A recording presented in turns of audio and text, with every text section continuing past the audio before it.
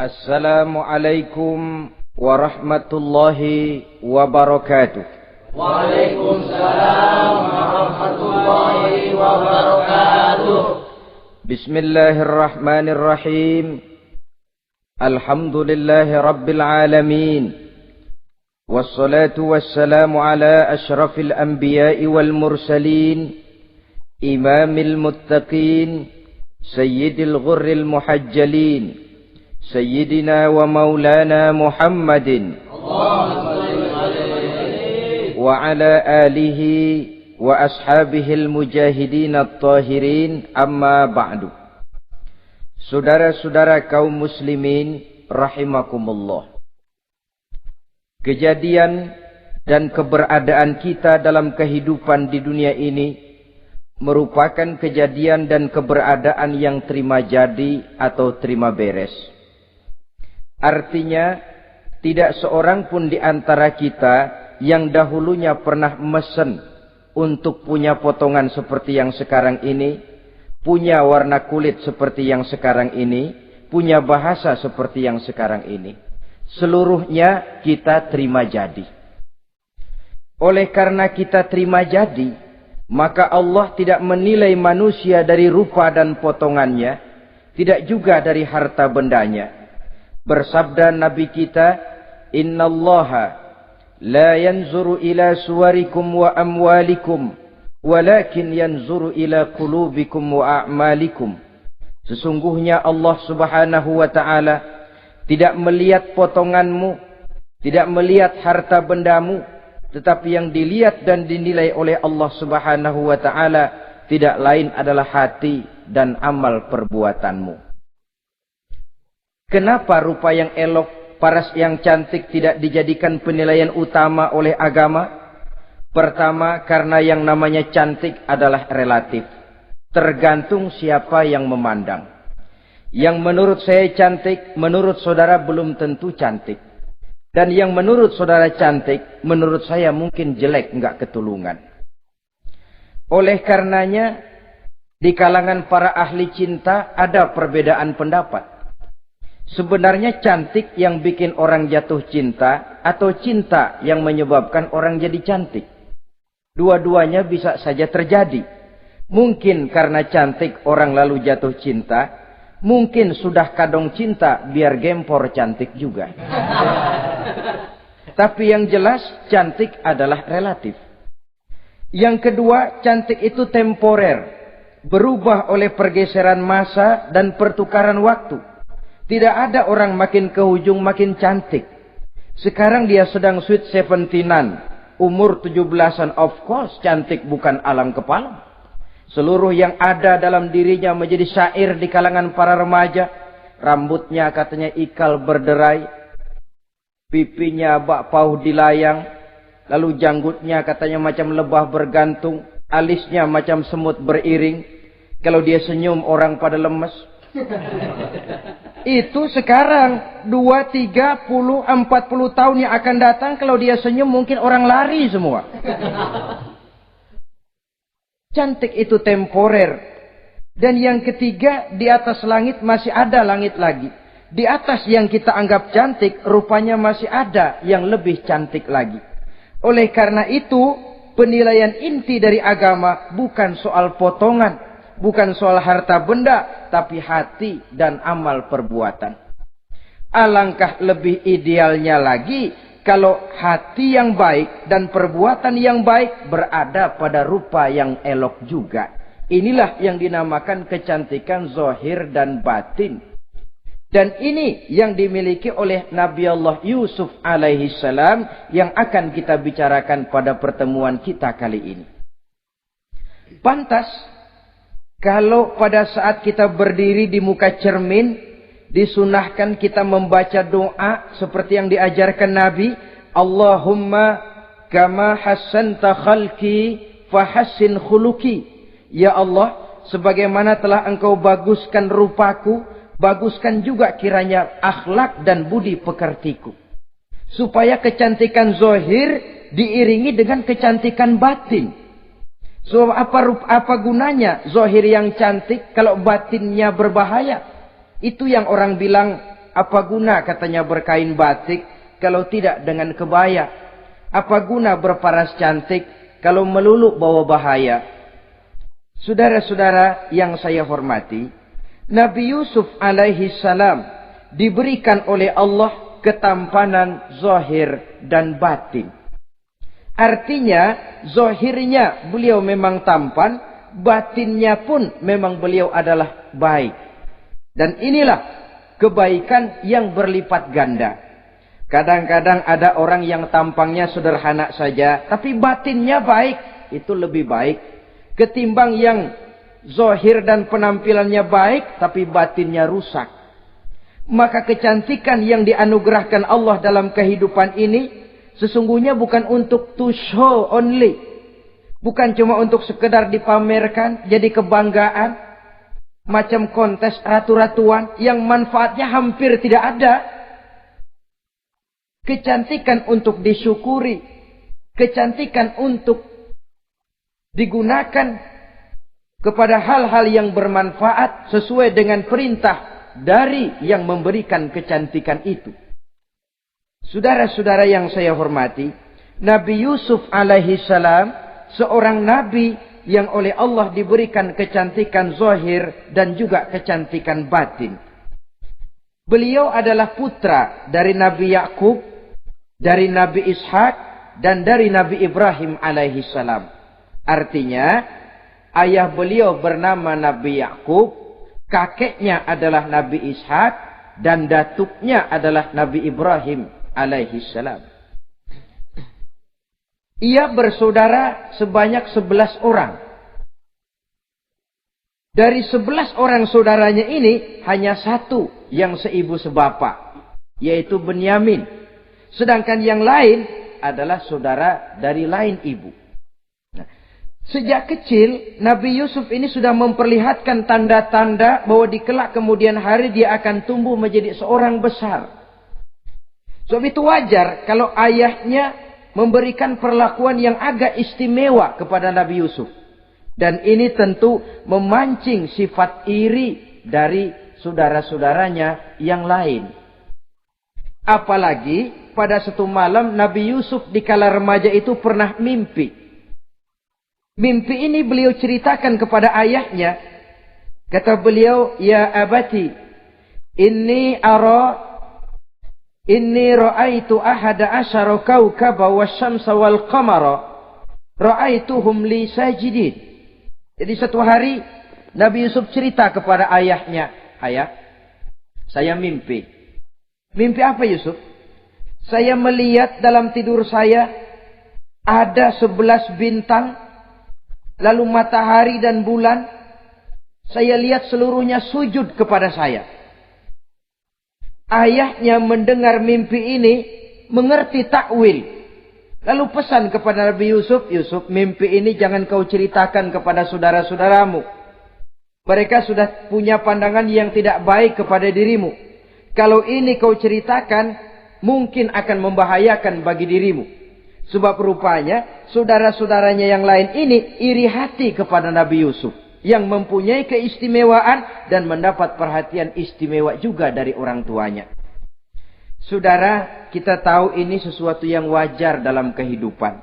Pepatah bilang, likulli zi ni'matin mahsudun. Tiap kali kita mendapat suatu nikmat, bakal ada orang yang hasud, iri hati, dengki. Itu watak kehidupan. Kalau kita jatuh miskin, orang tepuk tangan. Kalau kita jadi kaya, orang tanya berdukun kemana. Wajar saja. Likulli zi ni'matin mahsudun. Tiap kali kita mendapat suatu nikmat, tentu ada yang hasud, ada yang iri, ada yang tidak senang. Begitu juga halnya dengan saudara-saudara Nabi Yusuf alaihi salam. Dan watak iri hati ini tidak cuma tinggal iri hati. Mereka buktikan lewat tindakan konkret. Suatu hari mereka musyawarah, saudara-saudara yang iri ini. Saudara-saudara, bapak kita enggak adil. Masa Yusuf mendapat perlakuan istimewa? Wa nahnu usbah, sedangkan kita ini golongan yang lebih besar. Dari 12 orang anaknya, masa cuma satu Yusuf yang mendapat perlakuan lebih istimewa? Kita ini yang 11 dianggap angin apa? Nggak adil abah kita ini. Iya, tapi caranya bagaimana? Apa kita omelin bapak? Jangan. Habis Yusuf singkirin. Kalau Yusuf nggak ada kan anaknya tinggal kita. Praktis perhatiannya seluruhnya akan tercurah kepada kita. Nah, saya ingatkan bahwa hasud sering mendorong orang untuk melakukan segala macam cara. Artinya orang itu kalau sudah dibakar sifat dengki, iri hati, dia rela melakukan apa saja. Pertama, agar nikmat yang ada pada diri orang lain hilang. Yang kedua, supaya nikmat itu pindah kepada dirinya. Andai kata tidak pindah kepada dirinya, ya hilang sajalah. Jangan orang lain yang dapat nikmat. Ini watak hasud. Ingin nikmat orang lain pindah kepada dirinya atau hilang walaupun tidak pindah kepada dirinya, tapi yang bersangkutan tidak lagi mendapat nikmat. Untuk itu segala macam cara akan dilaksanakan.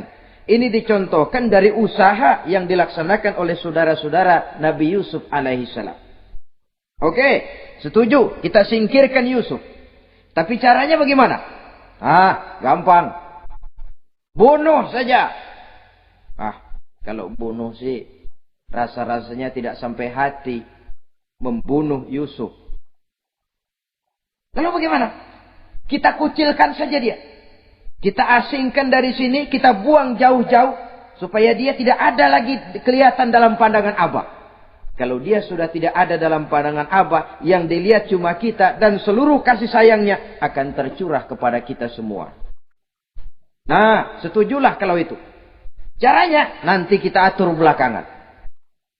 Jadi satu hari permisilah saudara-saudaranya ini kepada Nabi Yakub. Abah, kami permisi mau pergi main-main dan Yusuf akan kami ajak. Kata Nabi Yakub, saya khawatir. Nabi Yakub sudah melihat gelagat yang tidak baik. Sudah ada semacam firasat.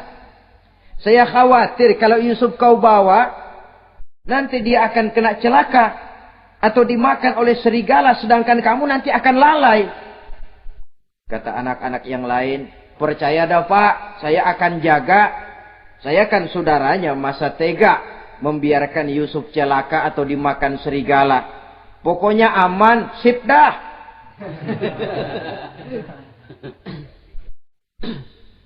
Sampai akhirnya Nabi Yakub mengizinkan.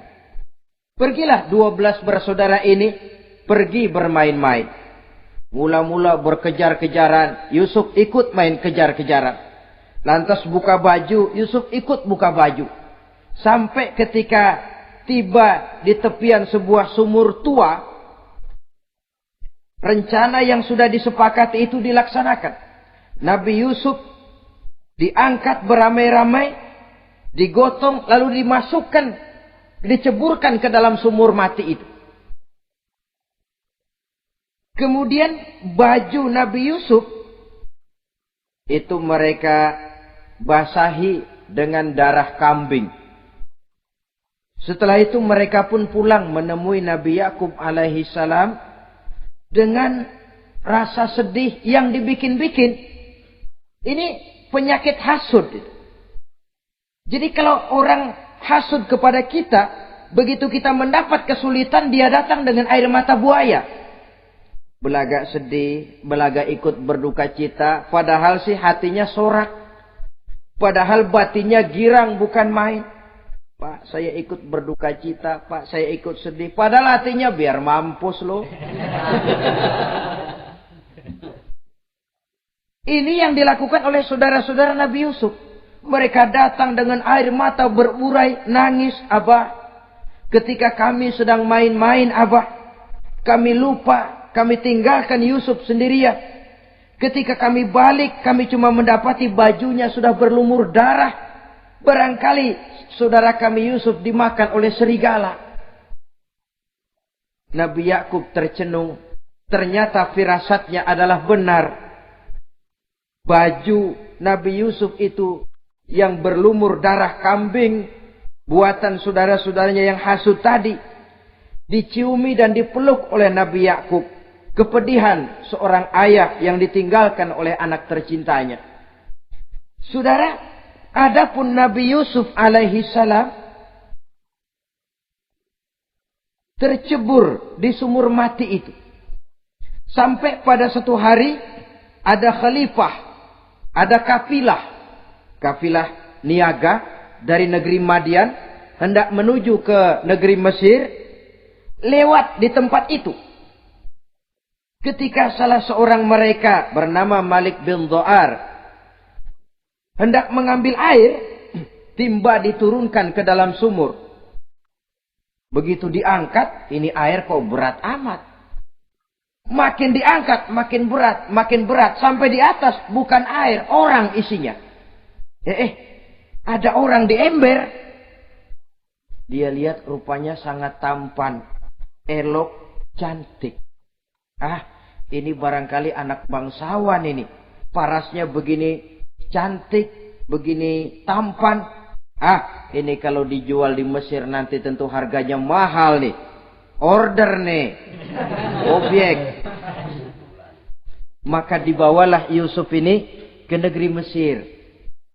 Setibanya di sana diperjualbelikan sebagai budak belian. Nah, nasib baik rupanya Yusuf ini ketika terjadi pelelangan dibeli oleh seorang pembesar istana, seorang menteri yang bernama Kitfir. Kitfir melihat, ini cantik anak remaja ini. Tampangnya elok, parasnya indah, kelihatannya budi pekertinya pun halus. Kita ambil saja ini, kata Kitfir kepada istrinya Zulaikha. Kita angkat dia jadi anak, siapa tahu nanti dia memberikan manfaat yang besar bagi kita. Baiklah. Dan sejak saat itu, Yusuf dipelihara di rumah Kitfir dalam istana yang tinggal bersama istrinya Zulaikha. Menurut satu riwayat, 10 tahun lamanya Nabi Yusuf tinggal di tempat Kitfir. Dan selama 10 tahun itu tentu terjadi perkembangan baik jasmaninya maupun rohaninya. Dari anak-anak ia berubah menjadi remaja lalu meningkat ke arah dewasa. Makin matang kedewasaannya, makin tampan dan elok parasnya, makin cantik budi pekertinya, ditempa oleh watak kenabian yang disiapkan oleh Allah Subhanahu wa taala. Sehingga tidak heran ketampanan Nabi Yusuf ini lalu jadi buah bibir di kalangan istana. Tidak cuma anak perempuan bangsawan, tidak cuma istri para penguasa, sampai kepada kelompok orang awam selalu berandai-andai, kalau saja andai kata umpama saya bisa berdampingan dengan Yusuf, kalau saja. Kata-kata kalau saja ini keluar dari perempuan-perempuan yang melihat Yusuf alaihissalam. Dan yang unik, kecantikan Nabi Yusuf itu, kalau dia berdampingan dengan orang yang jelek, si jelek ini ikut sedikit cantik.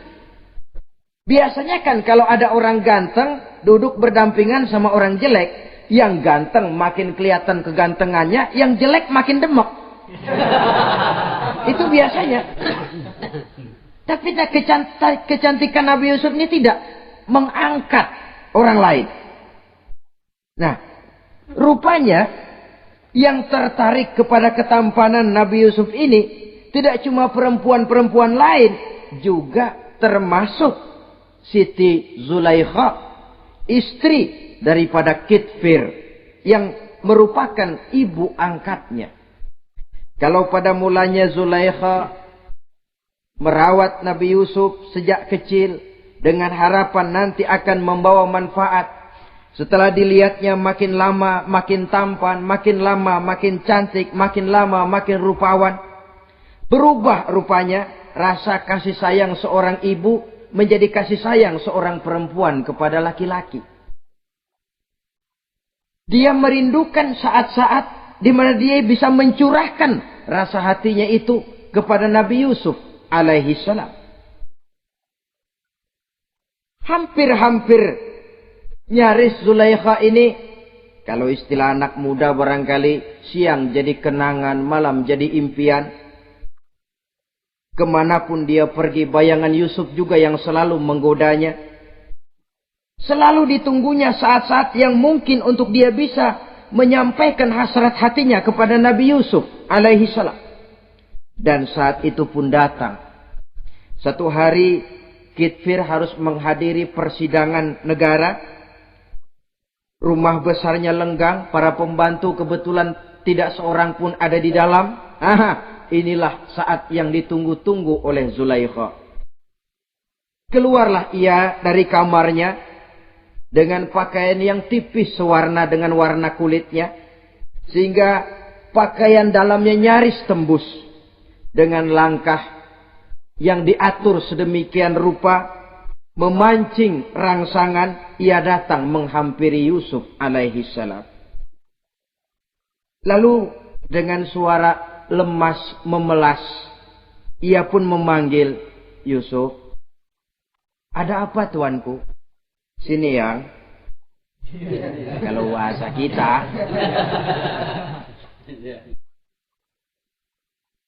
Melihat mendengar suaranya yang lain dari hari-hari biasa.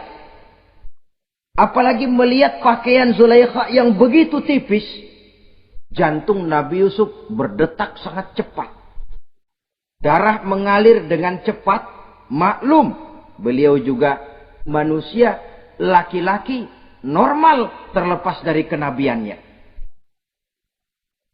Jantungnya dak-dik-duk. Kemari Yusuf, sini. Ada apa tuanku? Sudah lama Yusuf. Lama apa tuanku? Saya memendam rindu kepadamu Yusuf. Siang malam engkau juga yang jadi tumpuan harapan saya. Kemanapun saya pergi seakan wajahmu juga yang saya lihat Yusuf. Tidur saya jadi tak nyenyak. Makan saya tak pernah membawa kekenyangan Yusuf. Tidur yang biasanya mendatangkan semangat seolah semuanya pergi meninggalkan saya Yusuf. Hembusan sepoi pagi mengusap bunga merekah dalam taman yang biasanya membawa keindahan. Semuanya telah berganti dengan keindahan wajahmu Yusuf. Sinilah sebentar, penuhi hasrat hati saya. Saya segan tuanku. Segan kenapa Yusuf?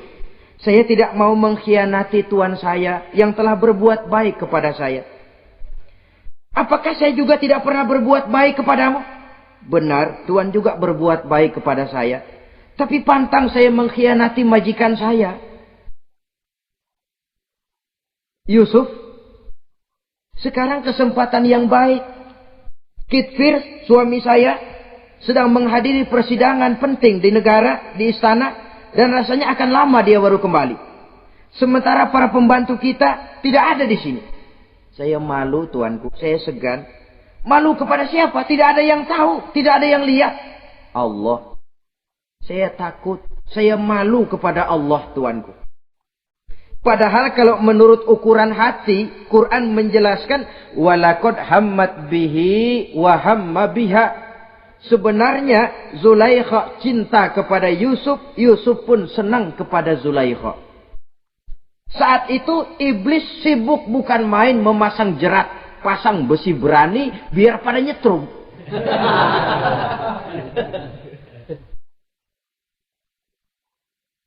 Zulaikha senang Yusuf, Yusuf sebenarnya pun secara manusiawi menyenangi Zulaikha. Walaula an ra'a burhana rabbih. Tapi Yusuf ketika itu melihat larangan Allah, peringatan Allah. Seolah-olah dia lihat Allah mengatakan, Yusuf, ini letter S. Dilarang parkir di sini. Menurut satu riwayat, Nabi Yusuf melihat ayahnya, Nabi Yakub melambai-lambaikan tangan menyetop. Seolah-olah melarang dia meneruskan langkahnya. Riwayat lain menjelaskan, seolah-olah Nabi Yusuf dibisiki oleh malaikat Jibril. Yusuf, kalau kamu kalah sekarang, kamu sama saja gajah kemasukan semut di kupingnya terus mati. Tapi kalau kamu menang, kamu adalah gajah yang tidak terkalahkan. Ada semut mati oleh, ada gajah mati oleh semut. Alangkah memalukan. Binatang yang begitu besar jatuh hanya oleh binatang yang begitu kecil. Artinya apa? Kau akan jadi orang besar Yusuf. Apakah harus gagal dan jatuh cuma karena bujuk rayu seorang perempuan macam ini? Satu riwayat menjelaskan semacam itu. Sehingga mantap Yusuf. Maaf tuanku, saya malu kepada manusia. Saya malu kepada majikan. Tapi saya lebih malu lagi kepada Allah. Saat ini majikan tidak tahu. Orang seorang pun tidak ada yang lihat. Tapi Allah pasti lihat. Itu yang saya malu. Ah Yusuf, jangan sok kalem Sob. Mumpung situasi mengizinkan, mubazir nih.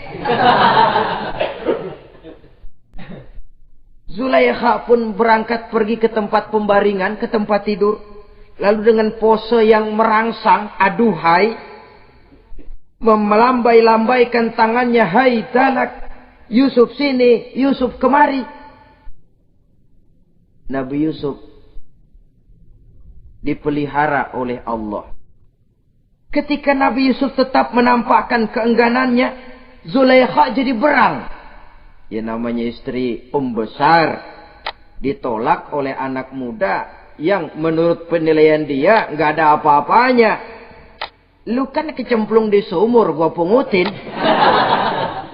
Cuma sekedar segini aja nggak mau nurutin, kebangetan amat. Bukan Zulaikha kalau nggak nekat. Dia bangun dari pembaringannya, gemes, dia hampiri Yusuf. Kalau cara kita diunyeng Yusuf itu. Dipaksa Nabi Yusuf berlari ke arah pintu, ditarik bajunya dari belakang oleh Zulaikha, sobek belakang bajunya ini. Begitu baju sobek, pintu terbuka, Kitfir suami Zulaikha datang. Orang Arab bilang yumsak mablul, ketangkep basah. Ketangkep basah. Merah padam muka Zulaikha. Sementara Kitfir pun matanya merah. Tapi Nabi Yusuf tenang-tenang saja. Ya wong nggak salah. Tenang-tenang saja Nabi Yusuf. Bukan tenang karena pengalaman. Tenang karena memang tidak berbuat yang negatif. Kadang-kadang ada juga yang tenang tapi pengalaman. Oh buaya itu. Sudah ketahuan kepentok, ketangkep hansip, anteng aja. Itu bukan nggak salah, badak. Nabi Yusuf tenang karena memang tidak berbuat salah apapun. Nabi Yusuf tenang karena yakin dirinya benar. Sehingga mantap menghadapi kedatangan Kitfir yang sangat tiba-tiba itu. Adapun Zulaikha ketika melihat suaminya berdiri di muka pintu, cepat-cepat dia berubah siasat. Inilah salah satu kelihayan makhluk bernama perempuan. Dia pandai bersalin rupa, dia pandai bermain minyak di atas air. Melihat suaminya datang, roman mukanya pun menjadi sedih. Air mata berurai membasahi pipi. Papa katanya. Apa balasan bagi orang yang mau menistakan istri papa? Maksudmu apa Zulaikha? Yusuf gile. Dia mencari kesempatan dalam kesempitan. Dia mau menodai kehormatan saya. Dia hendak memperkosa saya. Kata Nabi Yusuf, bukan saya, Tuan. Saya enggak. Yang benar Yusuf, enggak. Zulaikha yang memaksa saya. Betul Zulaikha, tidak. Yusuf yang memaksa saya. Sampai akhirnya salah seorang dari isi rumah itu memberikan jalan keluar. Tuan Kitfir, begini saja. Sulit memang untuk dilacak kebenarannya. Cuma periksa saja baju Yusuf. Kalau bajunya sobek di belakang, Yusuf benar, Zulaikha salah. Kalau baju Yusuf sobeknya di depan, Zulaikha yang benar, Yusuf yang salah. Nah, apa artinya itu? Kalau bajunya sobek di belakang kan artinya Yusuf kabur, ditarik dari belakang. Tapi kalau bajunya sobek di depan, itu artinya Zulaikha nyakar-nyakarin baju Yusuf dari depan. Lihat saja. Pokoknya kalau bajunya sobek di belakang, Yusuf benar, Zulaikha salah. Kalau baju Yusuf sobek di depan, Yusuf salah, Zulaikha benar. Ketika diperiksa, dicek bajunya, betul sobek di belakang. Artinya, Yusuf benar, Zulaikha yang salah. Kata Kitfir, Zulaikha, jelas sudah bagaimana kejadian yang sebenarnya. Oleh karena itu, bertaubatlah kamu kepada Allah. Dan kau Yusuf, jangan ceritakan peristiwa aib ini kepada siapapun. Untuk menjaga nama baik kita bersama. Baik Tuan. Saudara-saudara kaum muslimin yang saya hormati. Tapi ya bagaimana? Serapi-rapinya menyimpan barang busuk, toh akhirnya tercium juga. Gosip ini akhirnya tersiar di mana-mana, terutama di kalangan para pembesar. Sehingga kalau kumpul para istri pejabat, Zulaikha jadi bahan gunjingan. Kan main bini menteri demen sama budaknya. Nggak salah apa tuh? Jadi bahan ejekan.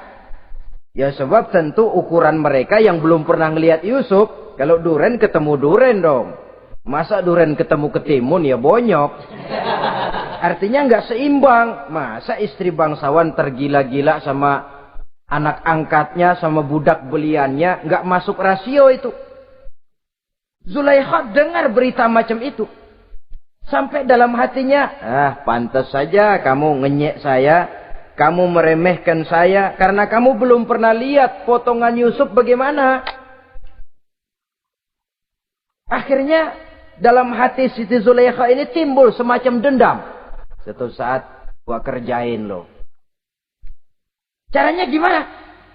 Satu hari, para istri bangsawan ini diundang ke tempat Siti Zulaikha. Duduk di satu ruangan luas. Setelah duduk dihidangkan makanan. Makanannya aneh. Cuma buah sama pisau. Ketika buah dan pisau sudah siap. Satu orang satu, satu orang satu, satu orang satu. Ketika mereka sedang mengupas buah itu.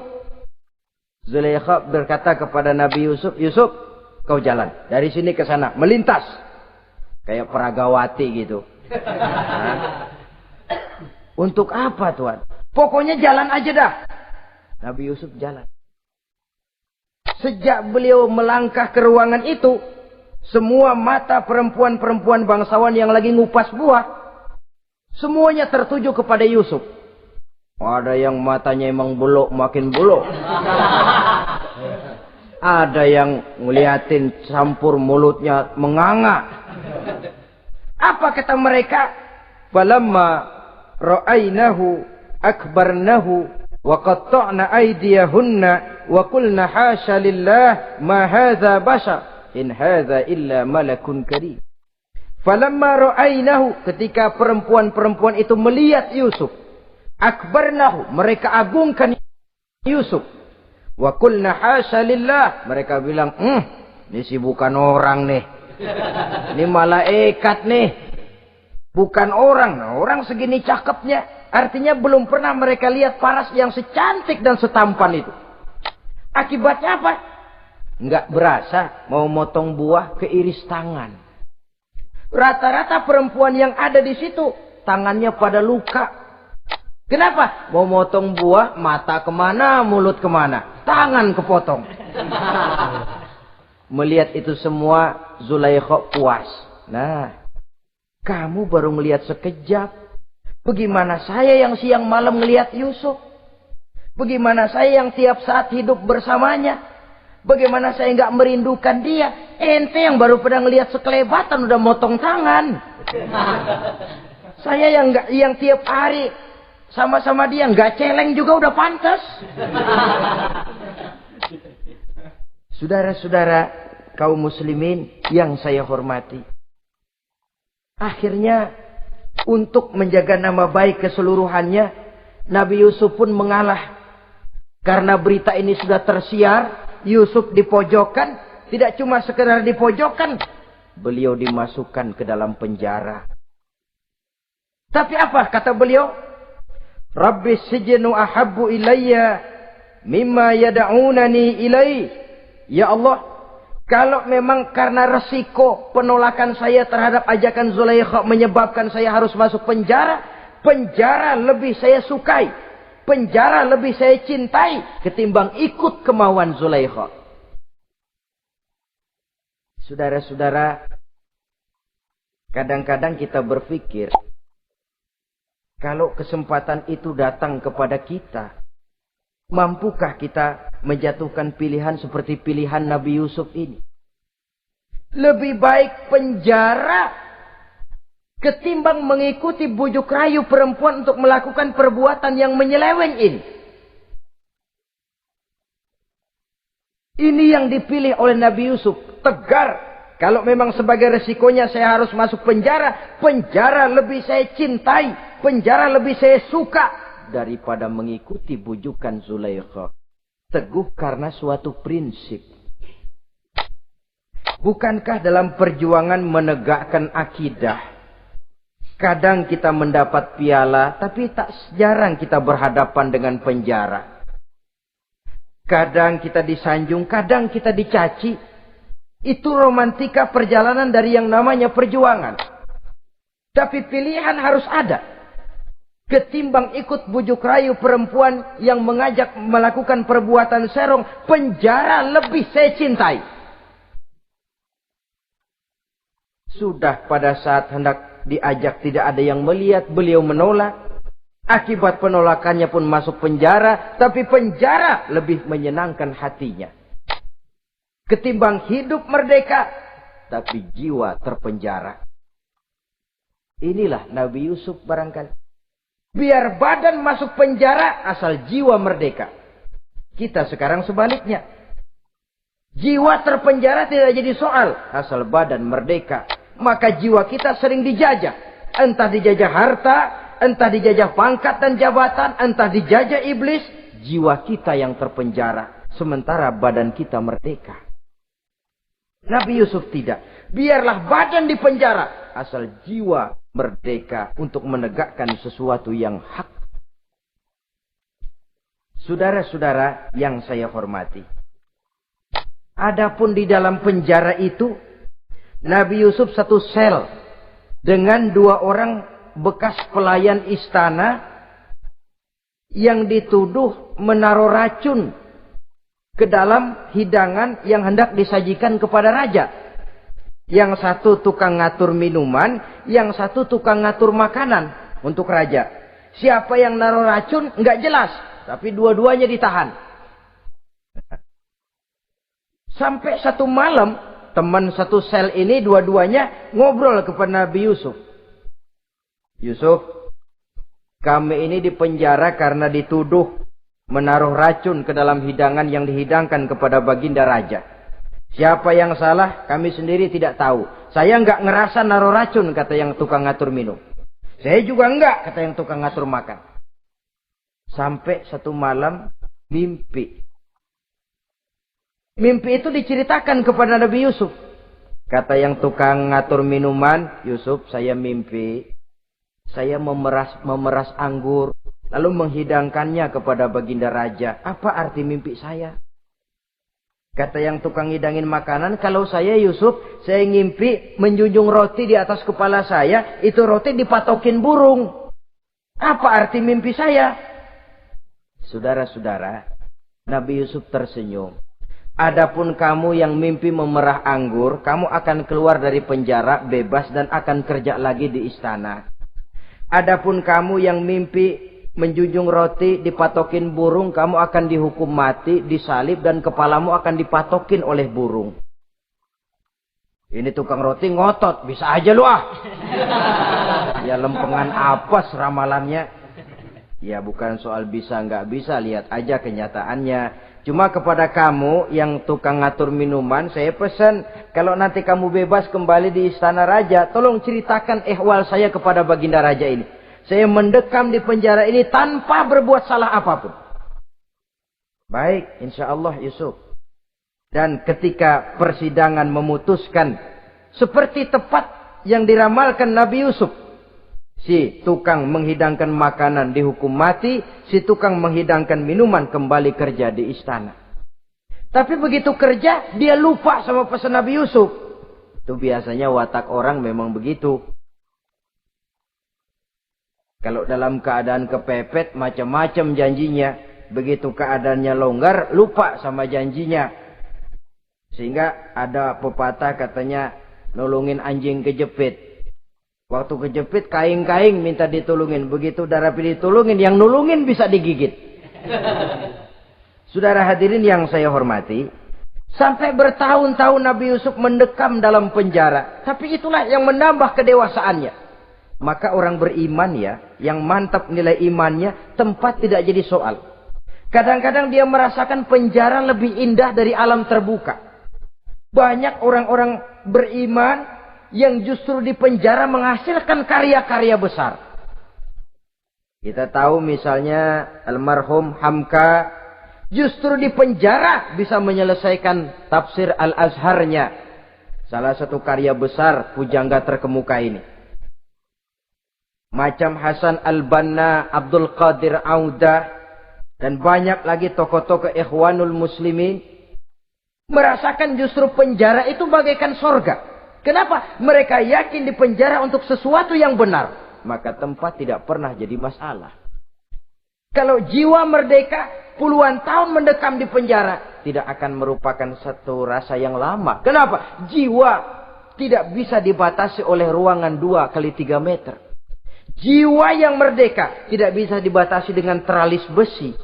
Jiwa yang merdeka tidak bisa dibatasi dengan dinding tembok yang tebal. Jiwa yang merdeka mengembara, melanglang buana, mencari idealisme yang ada dalam dirinya. Itu yang dirasakan oleh Nabi Yusuf alaihissalam. Untungnya, satu malam raja ngimpi. Untungnya ini. Ngimpinya luar biasa. Ada 7 ekor lembu gemuk-gemuk. Makanin 7 ekor lembu yang kurus-kurus. Lalu ada 7 batang gandum yang isinya gemuk-gemuk. Ada 7 batang gandum yang sudah layu-layu. Nah, pagi-pagi ini seluruh dukun-dukun istana dikumpulin. Para ahli nujum apel menghadap baginda raja. Nujum, dukun, ada apa Tuan Raja? Tadi malam saya ngimpi. Ada 7 ekor lembu gemuk-gemuk memakan 7 ekor lembu yang kurus-kurus. Coba takwilkan apa arti mimpi saya itu.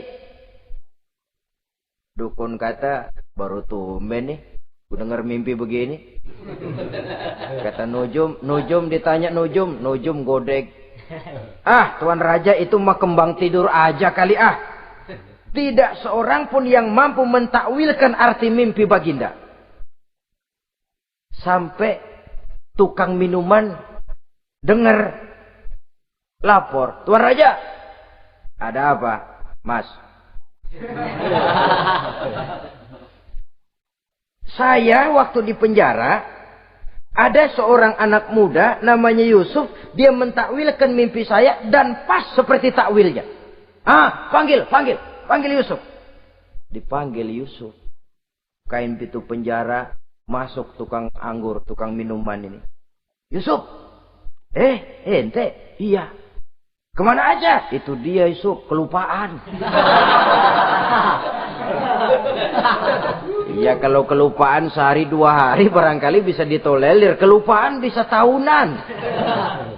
Cuma begitu dengar ada mimpi, pikir tukang minuman. Ah, kali aja ini Yusuf bisa takwilkan, kan jasa saya nemuin Raja sama Yusuf kan. Komisi lumayan. Begini Yusuf, baginda raja mimpi begini-begini. Barangkali kau bisa takwilkan, kau dipanggil menghadap Tuan Raja. Berangkatlah Yusuf menghadap Tuan Raja. Sesampainya di sana, mohon maaf Tuan Raja. Menurut takwil saya, arti mimpi Tuan Raja itu akan datang satu masa di mana 7 tahun lamanya negara ini subur, makmur, aman, tentram, gemah, repah, loh jenawi, toto tentrem, kertora harjo. Tapi akan datang setelah itu 7 tahun lamanya di mana musim kemarau membahana, tanah menjadi kering, panen gagal, rakyat diancam kelaparan. Dan kita harus siap-siap untuk itu. Itu takwil mimpi Tuhan. Caranya bagaimana, Yusuf? Mengatasi krisis kelaparan ini. Ya, kita bikinlah gudang-gudang untuk menyimpan makanan. Kalau lagi panen, jangan mumpung. Ingat pada suatu saat kita akan paceklik. Sehingga kata orang-orang tua dulu, kalau lagi sehat, ingat dong, bakalan sakit. Kalau lagi kaya, ingat dong, bakalan miskin. Kesemuanya itu milik daripada kehidupan. Tidak ada orang yang ketawa terus dalam hidup. Tidak ada orang yang nangis terus. Semuanya silih berganti, datang pergi, patah tumbuh, hilang berganti. Dunia hari ini bikin kita ketawa, besok dia buat kita menangis. Hari ini dibuatnya kita senyum, besok dibuatnya kita berurai air mata. Hari ini dijadikannya kita kaya, besok dijadikannya kita kere. Pantas kalau orang bilang, wamal hayatud dunya, Allah mengatakan wamal hayatud dunya illa lahwun wa la'ib. Hidup dunia ini cuma sandiwara. Tiap kita sekarang sedang memegang peranan. Ketika memegang peranan, ya jadi orang kaya peranan, jadi kiai peranan, jadi jenderal peranan. Sama saja dengan wayang golek. Gatot Kaca yang bertulang kawat berotot baja, punya ajian beraja musti, gagah perkasa, bisa terbang di angkasa. Hebat perkasa Gatot Kaca. Kapan? Waktu dipegang dalang. Betul apa benar? Gagahnya Gatot Kaca, sakti mandragunanya sang Gatot Kaca. Kapan itu? Waktu dipegang dalang. Begitu peranannya selesai, sama dalang dimasukin ke kotak, diam aja Gatot Kaca. Terbang kek? Enggak, diam aja. Begitulah kehidupan ini. Gagah kita menyandang bintang 4 di pundak. Gagah kita membawa harta yang banyak. Gagah kita membawa jabatan ini dan itu. Waktu oleh sang sutradara dimasukkan ke dalam lubang yang luasnya tidak lebih 1 kali 2 meter. Enggak bekutik. Enggak ada yang lawan. Jenderal yang berbintang 4 dilonjorin, dia yang lihat anteng aja. Habis peranan sudah sampai di situ. So itu wajar. Kata Nabi Yusuf, kalau lagi panen, ingat pada suatu saat kita akan paceklik. Jangan giliran panen, panen besar. Di daerah-daerah kita lihat, sudah panen pesta pora. Bukan bersyukur kepada Allah. Tapi kegembiraan itu diwujudkan dalam bentuk lain. Tontonan yang membuat lupa diri, bermabuk-mabukan. Sehingga kadang-kadang kalau di daerah itu katanya kalau musim panen, musim kawin. Musim paceklik, musim cerai. Saudara-saudara kaum muslimin yang saya hormati. Karena itu, dalam satu hadis Nabi ingatkan, ta'arraf ilallah firraha ya'rifka fisyiddah. Ingatlah kepada Allah di waktu kamu senang, supaya Allah ingat kepadamu waktu kamu susah. Kalau waktu senang kita lupa kepada Allah, ya wajar. Kalau waktu susah, Allah juga lupain kita. Dalam terjemahannya dengan kehidupan beragama, وَمَنْ أَعْرَضَ عَنْ ذِكْرِي فَإِنَّ لَهُ مَعِيشَةً ضَنْكَ وَنَحْشُرُهُ يَوْمَ الْقِيَامَةِ أَعْمَى. Siapa yang berpaling daripada peringatanku, kata Allah, aku akan berikan dia penghidupan dan kehidupan yang sempit. Sempit itu apa lalu tidak punya duit? Punya duit. Apa tidak punya harta? Banyak harta. Tapi banyaknya harta, tumpukan duit tidak membuat hatinya makin luas. Tidak membuat hidupnya makin lapang. Sempit, sempit, dan sempit. Itu azab. Yang paling celaka, wa nahsyuruhu yaumal qiyamati a'ma. Di akhirat kami kumpulkan dia bersama orang-orang buta. Allahu Akbar. Di padang mahsyar, dikala orang sibuk, pusing dengan urusan masing-masing, buta lagi. Yang enggak buta aja pusing. Mereka teriak-teriak, qala rabbi lima hasyartani a'ma wa qad kuntu basira. Ya Allah, kenapa kami buta padahal waktu di dunia kami melihat? Allah jawabnya enak aja. Kazalika atatska ayatuna fanasitaha wa kazalika al-yauma tunsa. Rasain dulu. Dulu waktu di dunia datang peringatanku pada belaga pilon. kamu lupakan, sekarang juga pantas kamu dilupakan. Waktu susah kamu lupa, waktu senang kamu lupa Allah. Waktu susah juga pantas kamu dilupakan Allah. Waktu di dunia kau berpaling dari peringatan Allah. Kalau sekarang Allah berpaling kepadamu juga adil. Walaupun kalau Allah mau tidak berpaling juga adil. Sebab Allah itu mutlak. Tidak ada yang membatasi apa yang dimaui oleh Allah. Saudara-saudara kaum muslimin, itu pesan Nabi Yusuf. Bikin gudang yang besar, simpan bahan makanan untuk persediaan musim kemarau. Kalau begitu sekalian aja deh Yusuf. Sekalian bagaimana Tuan Raja? Kau saya angkat jadi menteri urusan makanan dan urusan kemakmuran. Tuan Raja, apa enggak terburu-buru? Kau bisa mentakwilkan mimpi saya, bahkan kau bisa mencari jalan keluar. Ini sudah sesuatu yang menguntungkan Yusuf. Mencari jalan keluar ini pemikiran yang menteri saya belum bisa berpikir kayak kamu. Sudah, kau pegang jabatan ini. Nabi Yusuf tidak minta diberi